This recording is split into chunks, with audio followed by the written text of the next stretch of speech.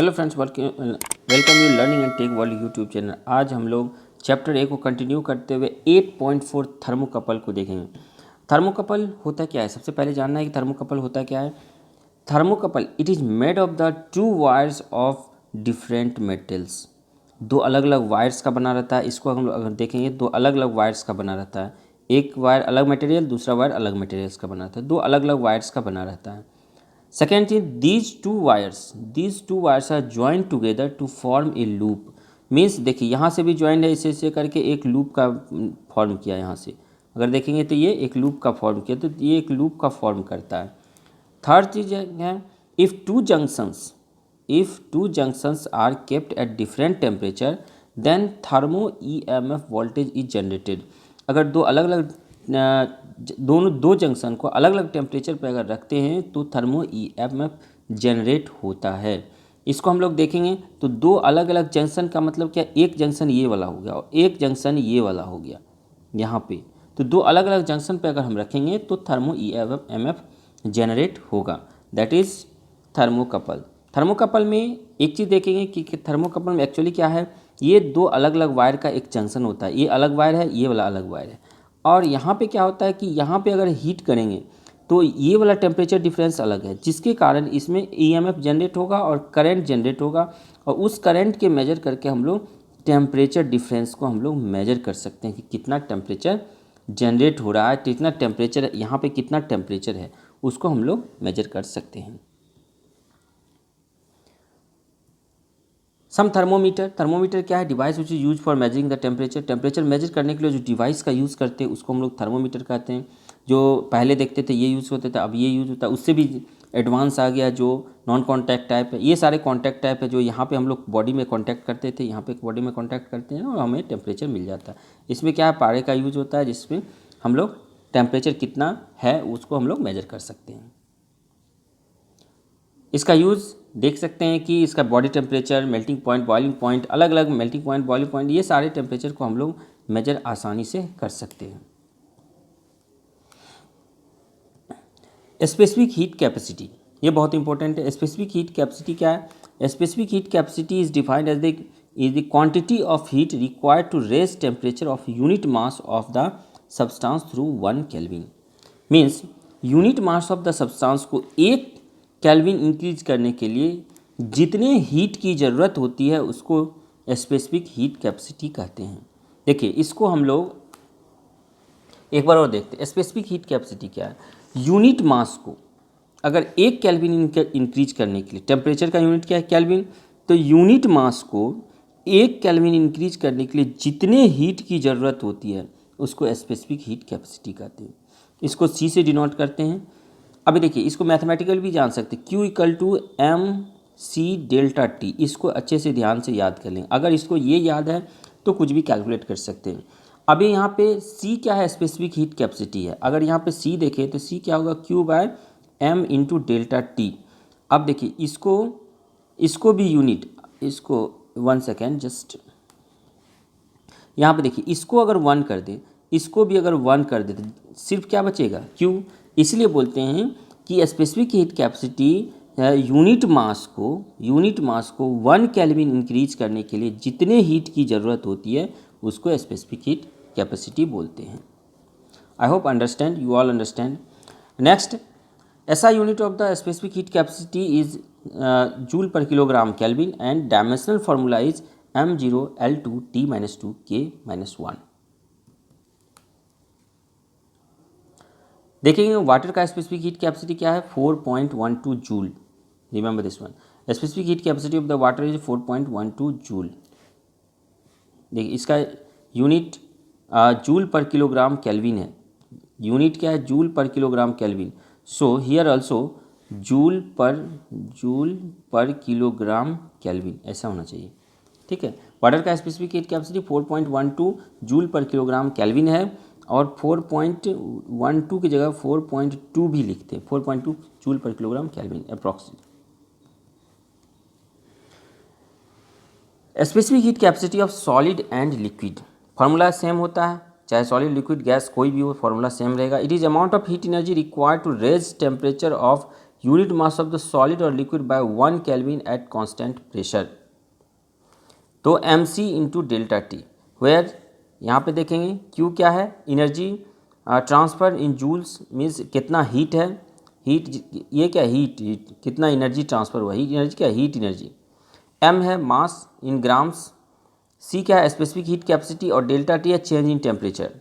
Delta T is a change in temperature change, that is change in temperature delta T.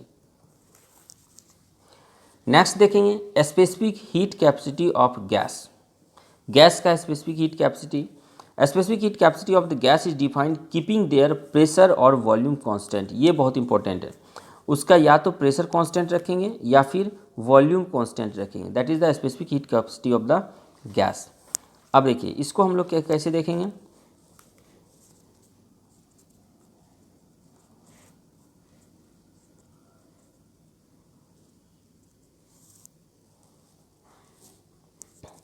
इसको हम लोग दो तरह से कैलकुलेट करते हैं। पहला heat up keeping the pressure constant, पहला एक प्रेशर कांस्टेंट एक बार लेंगे, दूसरा बार वॉल्यूम कांस्टेंट, दो कंडीशन मिलेंगे। पहला प्रेशर कांस्टेंट को हम लोग सीपी बोलते हैं और वॉल्यूम कांस्टेंट को हम लोग सीवी बोलते हैं। चलिए एक एक करके हम लोग देखते हैं, जब प्रेशर कांस्टेंट होगा तो क्या होगा, जब वॉल्यूम कांस्टेंट होगा तो क्या होगा। Specific heat capacity when pressure is constant then sorry this one is the pressure constant, नहीं this is here heading is wrong, here volume constant, this is volume is constant. तो specific heat capacity at constant volume C B is defined as the, sorry some wrong is there, here pressure is okay, here pressure is okay and here must be this is pressure and this is CV. तो specific capacity at pressure constant CV is defined as the heat energy required to increase temperature of 1 mole of gas 1 Kelvin keeping pressure constant. जब हम लोग pressure constant रखेंगे, देखिए थोड़ा अच्छे से देखेंगे क्या है, यहाँ पर देखिए प्रेशर, यहाँ भी लिखिए प्रेशर सीपी और यहाँ पर रखिए प्रेशर।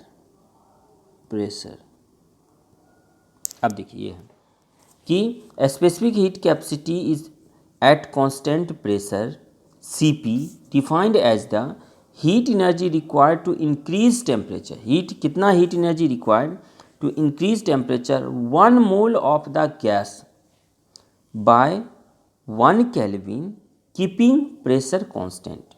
अब इसको न्यूमेरिकली यहाँ पे देखते हैं कि हीट एनर्जी कितना ज़रूरत होता है जब इसको 1 means 1 mole of the gas to 1 kelvin temperature, 1 kelvin, ये भी 1 ये भी 1, तो बचा कौन, सी पी ओनली, तो C P equal to Q हो जाएगा।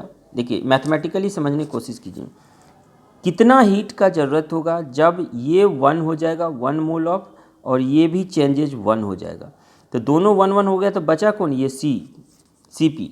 सो amount of the heat required to increase 1 mole of gas to 1 kelvin temperature when pressure is constant, that is the CP, that is the specific heat capacity at constant pressure of the gas। Same way में अगर देखेंगे तो eight constant volume भी है। Constant volume के case में क्या है, specific heat capacity at constant volume, eight constant volume, constant volume में क्या होता है, यहाँ पे वॉल्यूम कांस्टेंट रहेगा। देखिए एट कांस्टेंट वॉल्यूम में सेम चीज़ रहेगा कि हीट रिक्वायर्ड, यहाँ पे थोड़ा सा रॉन्ग है, इसको सही कर लीजिए, ये वॉल्यूम हो जाएगा, ये सी भी हो जाएगा और यहाँ पे वॉल्यूम हो जाएगा। तो यहाँ पे भी क्या है, हीट रिक्वायर्ड, ये heat required for 1 mole of the gas to change in 1 kelvin temperature, दोनों 1 1 हो गया।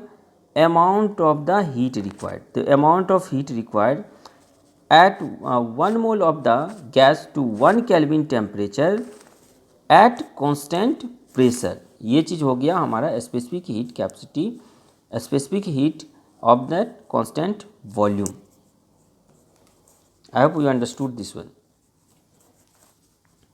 एक न्यूमेरिकल को सॉल्व करके देखेंगे कि what is specific heat capacity of the iron it takes 125 joule. तो ये क्या है हमारा, ये Q हो गया, Q 125 joule. Heat is raise to 111 grams, ये हो गया मास। 2.5 डिग्री, ये डेल्टा टी हो गया। अब देखिए आपके पास सब चीज़ें, Q equal to M C delta T, यहाँ से C निकाल सकते हैं, Q by M delta T, और सारा वैल्यू डाल दीजिए। Q आपका 125 है और M क्या है 111 और डेल्टा टी क्या है 2.5। अब ये सारे वैल्यू को डालेंगे, आपको आंसर मिल जाएगा। तो we can calculate this one. देखिए नेक्स्ट प्रॉब्लम क्या है, what is specific heat capacity of the aluminium, it takes 2500 joule, means Q आपको मालूम है, 125 ग्राम, मास भी मालूम है, फ्रॉम 10 डिग्री सेल्सियस टू 28.5। ये देखिए दो टेम्परेचर है, T1 और T2। तो डेल्टा टी यहाँ से हम कैलकुलेट सकते हैं, T2 माइनस T1। तो यहाँ से T2 क्या है 28.5 माइनस T1 क्या है 10, तो यहाँ पे क्या हो गया 18.5। अब कुछ नहीं है, यहाँ पे आपको डेल्टा टी मालूम हो गया, और Q equal to M C delta T, यहाँ पे से C equal to Q by M delta T. अब Q का वैल्यू ये मालूम है 2500, यहाँ पे इसको हटा दीजिए, इसको चेंज कर दीजिए, यहाँ पे Q का वैल्यू क्या है 2500, अब बाय M का वैल्यू हमको दिया हुआ है 150 इंटू डेल्टा टी अभी तुरंत निकाले 18.5, जो आएगा आंसर वो वैल्यू है। तो we can calculate this one. अब देखते हैं heat transfer mode of heat transfer, अलग अलग मोड है हीट ट्रांसफ़र का। तो यहाँ पे the transmission of heat takes place from region of higher temperature to temperature lower temperature. हम लोग हीट ट्रांसफ़र ये देखते हैं कि हायर टेम्परेचर से लोअर टेम्परेचर, जहाँ पर हाई हीट से लो हीट की तरफ हीट ट्रांसफ़र होता है। इसके अलग अलग मोड्स होते हैं, जैसे कि कन्वेक्शन, कंडक्शन, रेडिएशन, ये अलग अलग मोड है। एक एक करके हम लोग देखेंगे कि कंडक्शन क्या है, कन्वेक्शन क्या है, रेडिएशन क्या है। तीन तरह से हीट का ट्रांसफ़र होता है, कंडक्शन, कन्वेक्शन और रेडिएशन। अलग अलग तीनों को हम लोग देखते हैं। कंडक्शन क्या है, कंडक्शन में heat transfer takes place when that conduction is mode of the heat transfer और heat is take which heat travels from hot part of the body to cold part without actual motion of the heated particles. ये बहुत important है, without actual motion of the heated part. कोई भी particle का यहाँ movement नहीं हो रहा है, लेकिन हीट हायर वाटर रीजन से कूलर रीजन की तरफ ट्रांसफ़र हो रहा है। ओनली मॉलिकुलर वाइब्रेशन के कारण, जो मेटल्स है, जो मटेरियल्स है, उसके मॉलिकुलर वाइब्रेशन के कारण, वैलेंस इलेक्ट्रॉन जो बोलते हैं, फ्री इलेक्ट्रॉन्स, उसके वाइब्रेशन के कारण यहाँ पे हीट ट्रांसफ़र होता है। लेकिन अगर हम लोग कन्वेक्शन के केस में अगर हम लोग देखते हैं, अगर कन्वेक्शन के केस में अगर देखते हैं, तो यहाँ पे क्या हो रहा है कि यहाँ पे देखिए, अगर आप ये एनिमेशन में अगर देखेंगे तो यहाँ पे जो भी लिक्विड है वो लिक्विड फ्लो कर रहा है water region to cold region. Means अगर यहाँ पे हम लोग देखेंगे convection of heat transfer actual motion of heated material के एक्चुअल मोशन के कारण हीट ट्रांसफर थे। यहाँ से क्या होता है, मटेरियल हीट होता है और ये हीट होकर के अप होकर के यहाँ पे इधर जाता है। तो इसको हम लोग देखते हैं कि actual motion of the heated particles के कारण कन्वेक्शन होता है। नेक्स्ट है रेडिएशन के लिए हमें कोई मीडियम की ज़रूरत नहीं होती है।